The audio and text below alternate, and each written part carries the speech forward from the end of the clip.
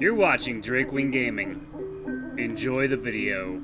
Hey guys and gals, Never here from Drakewing Gaming. It's something mounts Twitter the Gaming Drag. Today I'm coming back at you to the Let's Play episode of Lyre. Alright, y'all, let's go ahead and jump right back into it, shall we? Alarm chain, you were up, and let's go. We were looking at things from the prince's perspective. Well, he's the king now.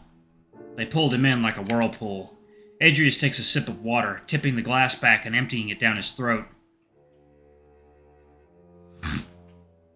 Knowing of the fireplace was advantageous, but there was something else that helped him. He sets the glass to the side, the cup rolling on the cushion of the couch. It's painful how guiltless you are, or how oblivious you choose to be. And still, I wonder what has you so afraid? Adrius stands from his seat, walking towards the window in a huff. Leave me alone. I'm sick of you. Not until you stop lying to yourself. I said leave me alone! He shouts this into a mirror across the room, resting his arm on the pane of the window and looking down at the ramparts below. You're nervous. No, Don't lie to me. You can't. Why are you nervous? Adrius steps away from the window, giving his reflection one last look before turning to the mirror. There, standing on the other side, he sees him. Deep down, you've always been nervous. You've also been holding back. I'm not holding back. Yes, you are. You're doing no favors for Home's End by dancing around your decisions. Adrius turns away from the mirror, resting his hands on the back of the sofa. I'm done listening to you. I know what I'm doing. Oh, really? The way I see it, you need a good refresher. Something to jog your memory. Adrius hears him approach from behind, the hooves stumping against the floor at a slow pace. Avenging our mother is merely the prize of this crusade. We're going to restore this kingdom to its former glory. Furthermore, I need you by my side when we do. I'm the one who got us through everything so far. So, I can't have you messing things up as we take the steps towards our destiny. Adrius grips the cushions, getting angrier by the second. After how you handled the situation with Father, I'd say it's you who's sabotaging everything. After what you did. Adrius whirls around, facing the mirror once more. After what we did. I'm tired of your delusions and your denial. Betrayal never comes from your enemies, but from those closest to your heart, and from those who hold you back. That was a necessary step that we took towards a brighter future. You're wasting our time by postponing everything. He takes a deep breath and exhales, blowing out of his mouth in an exhausted manner. Everything will be fine if you just let me help you. Before we can do that, however, you need to kill that part of you that's holding us back. I've seen you discard it before, so there's no issue there. He tuts while shaking his head. Had I known you were going to be such a problem, I would have never put our ambitions in the hands of an ingenious fool like yourself.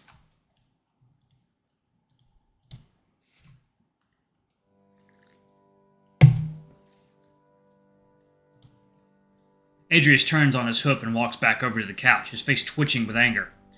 You're the fool here. And yet here you stand, weak and spineless, just like him. Just like Father. Shut up! Adrius reaches down, grabbing the glass and turning around, hurling it at the mirror. The glass careens into the mirror, bursting through the reflective surface with a crash. Some shards fall to the ground, yet the mirror mostly remains intact. Several reflections appear before him, showing different parts of his face or body, depending on the angle. It's hard to see them through the tears. There's a quiet knock at the door, which snaps him out of his state of shock. Quickly drying his tears, Adrius leans in the direction of the door, his eyes still trained on the shards of mirror laying on the ground. Who is it? Gerhard, your majesty. It's unlocked. Let yourself in. I would, but my hands are full. If your grace would be so kind as to let me in, I would greatly appreciate it. Adrius walks to the door and pulls it open with some trepidation. Oh, wow. Gerhard's smaller than I thought he would be. I think we've seen him before. Gerhard stands at the entrance, carrying a large crate. Thank you, your majesty. Adrius steps back to the side as Gerhard walks in. Where would you like for me to put this? What's in there? Adrius looks over the box, realizing it's not only big, but heavy. Clothes from your room. I can have them placed in your wardrobe for you, yet your late father's clothes should still be adequate, though some may be a bit large. I can help you look through them if you'd like. Gerhard sets the crate down by the wardrobe with a loud thud, rubbing his back. That's all right, Gerhard. I'll go through them myself in a moment. Very well. Will that be all? Yes, thank you. Adrius notices Gerhard looking at the shards of mirror on the floor. I tripped. Gerhard doesn't acknowledge it and walks towards the door, passing Adrius. Shall I have someone come up to clean up this mess? Yes, that would be fine, thank you. Gerhard makes his way to the door and slides his hand along the side, beginning to close it. Gerhard? He stops closing the door and leans back in. Yes, Your Majesty. Adrius taps his hoof while looking at the ground, mustering the words. Thank you for everything you've done. I won't forget it. No need to thank me, Your Majesty. I am forever at your service. Once Gerhard closes the door, Adrius shakes his head and makes his way over to the crate. He opens the lid and finds a dozen stacks of neatly folded clothes. He recognizes most of them as being outfits he would wear on occasion. There's even a pair of black robes lined with golden embroidery. His father had pushed him to wear that outfit many times for special occasions. Most of the clothes are dyed in his family colors, but there are a few that diverge from this trend. He takes a few stacks out of the crate and places them inside the doors of the wardrobe. Before he can reach for another set, he sees an ensemble laying at the bottom of the wardrobe. Looks like they might have been his father's clothes. What's odd is that they're not big enough to be something Raynor would have worn recently.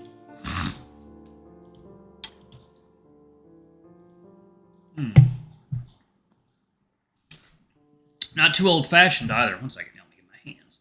There we go. Okay. There's another knock at the door as Adrius sets the outfit on the sofa. Come in and be quick about it. Your Majesty, it's Leif.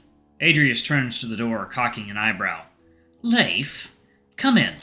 Leif pushes the door open and shuffles into the room timidly. Adrius. What is it, Leif? I assume this has something to do with the prosthetic you commissioned. I didn't think I would be hearing back from you until then. Leif folds his wings together, wringing them slightly as he stutters out the words. Yes, the prosthetic is finished and ready. Plated with gold and perfect weight. Excellent. Where is it? There's something else I need to tell you. Adrius sits down on the sofa and pinches the bridge of his nose. What's wrong? Your voice always trembles like that when something's wrong. Leif bounces his leg as he stands there, nervously fiddling with his gloves. Go ahead and spit it out. Adrius, I'm sorry to have to tell you this. I tried everything I could, but after the initial treatment, it's out of my hands. There's truly nothing I can do. Adrius slams his hands onto the cushion of the sofa, standing up and shouting at Leif. He walks over towards him, which causes Leif to take a few steps back. Tell me! After a week of tests and research, I've come to a dreadful conclusion. Your antler will not grow back. The room falls completely silent. The two of them stand there like statues, not moving a single muscle. Leif's weak voice finally breaks the silence, the noise hitting the walls and clinging to them. Adrius? Adrius turns calmly and walks back over to the sofa, sitting down on it. He runs his hand over the vest of the outfit resting on the cushion. He takes a deep breath and speaks. Tell Liz to come and see me at her convenience. I need to send some letters.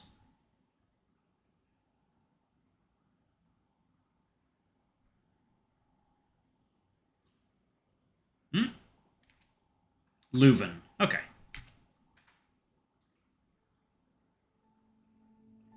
You all dressed? I holler over my shoulder at him, stuffing the clothes I was previously wearing into the bottom of the rucksack so they're out of the way. Yes, putting away my old clothes. Just putting away my old clothes. These are really comfortable.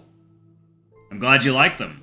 The camp is starting to feel a little less cozy as the fire pit is now just a pile of charred logs and smoke. If it wasn't for the warm clothes, I'd probably be freezing. Most of the little things are packed away, so we just need to put everything back on Finley. You'll have to sit in front of me again, since he's going to carry everything on his saddlebag and back. I'll also need you to carry one of the bags in your lap. Sure. I bend down and start picking up a few things lying around camp. Actually, wait. Before we do any of that, I want to show you something. I set what I'd picked up so far back on the ground and brush off my hands. He doesn't move and stares at me until I break the silence. What? Sorry, I'm just admiring your hair. I don't mean to brag, but it looks a lot better than I thought it would. I wish I had a mirror, but I'll take your word for it. Lyall walks to the edge of the camp, stopping at one of the trees. Come on, you're gonna like this. He continues walking. I leap over one of the rocks, landing in the grass and running forward to catch up to him. Must be. The shoes Lyall got for me feel really nice. The inside feels like a cloud wrapped around my foot, and they're close to my size. It must have been hard for him to find a cobbler in a city like Hailing Cove. Catching up to him, I follow behind him at a steady pace as he pushes his way through the trees. There's a glade up ahead, and we should be able to see the sun rising over the eastern mountains. As I walk by his side, my feet crunching against the frigid grass and branches, I can't help but feel a bit nervous. Soon we're going to begin our journey across most of Lyre. I'm scared, uncertain, and feel a slight sense of danger. I know I can do this, though. We can do this. We make our way out to the glade, the trees dusted with a light amount of snow. The morning fog parts and we stand before a large field which spans all the way up to the horizon. I can see the light of the sun being cast into the sky behind the peak of the mountains. Views like this often remind me, even once the sun sets, you can always count on it to rise again the next morning. I walk forward, the grass moving in waves along the ground. The tree line behind us rustles and a cold breeze blows through my hair, sending a chill over my face. The scenery is freeing. It's beautiful. Yeah. You seem nervous. I chuckle at his question, not exactly sure how to answer it. Nervous. Something like that. The last time I felt this way was when I became a kestrel. Lyall takes a step forward and speaks with a curious tone to his voice. What's a kestrel? I open my mouth as if to give an answer, but come to the realization that I don't have a reply. As I stand at the edge of the tree line, mouth agape, those feelings from earlier seem to drift away on the winds, and they're instead replaced with determination, optimism, and hope. Above all, I don't feel lost. I don't feel chained down. I don't know. Why did I say that? Before my mind can linger on what I'd said and why I'd said it, an odd feeling overcomes me. Then Lyall tackles me with a hug from behind, leaning down and kissing me on the top of my head. I lean into his touch, and he gives me a tight squeeze before stepping back and walking to my side. Damn, that is a good... Oh. Are you alright? I think I am. Damn, he's fluffy! I'm not sure what comes next. After finding this temple and completing my training, what even comes after that? I guess that's the beauty of it all. Whatever happens, as long as it's with you, it'll be worth it. Oh, this music is so epic!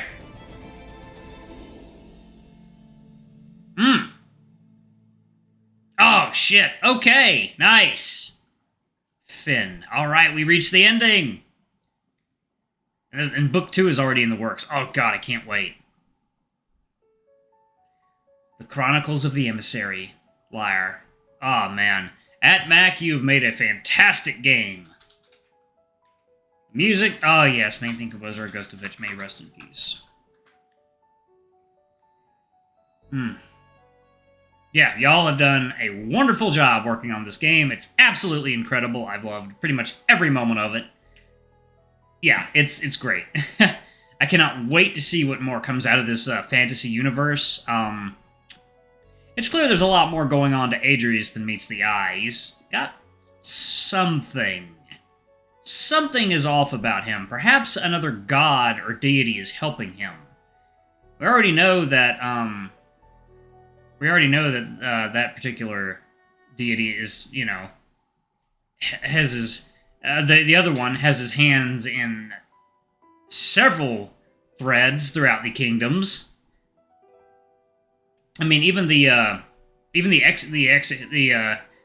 executor knew about him. The executioner knew about him. So, yeah, this is Tigran. Yep. Tigran fell in love with a mortal. He gave up some of his godly powers to protect him. That's pretty amazing. Jeez. Let's just sit here for a minute and enjoy the wonderful credits scrolling by. Take an opportunity.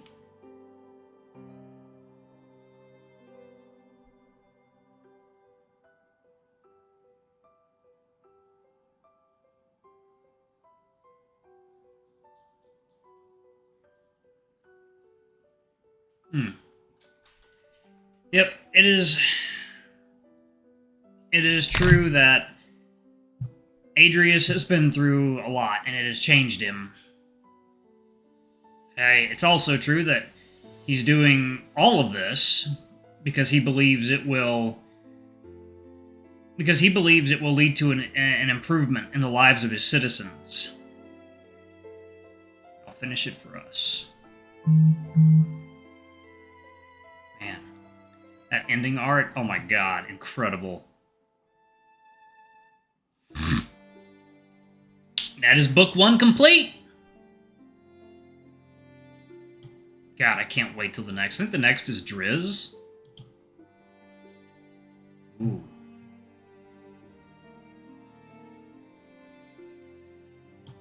God, it's beautiful.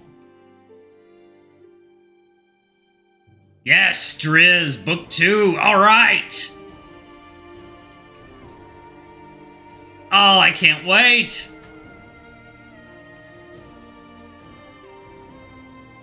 Oh man, that is incredible looking. Damn, now that is how you do a tease.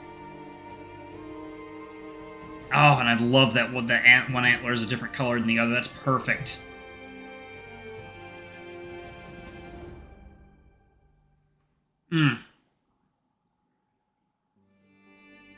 Alright, y'all. I want to thank y'all so much for watching. Don't forget to like, comment, subscribe, ring that notification bell, and check out our Patreon if you can. It always helps. Before I go, I'm going to give a quick shout out to our lovely bronze tier patrons. Thank y'all if I do for the channel. We greatly appreciate your support. Thank you to our silver tier patron, Cade Silverman. Thank you for going a bit above and beyond. It's greatly appreciated. Anyway, if y'all want to get your names in the credits and get access to all of our not safe for work contents as little as $5 already, I love you all, and I shall see y'all in the next video. Bye-bye!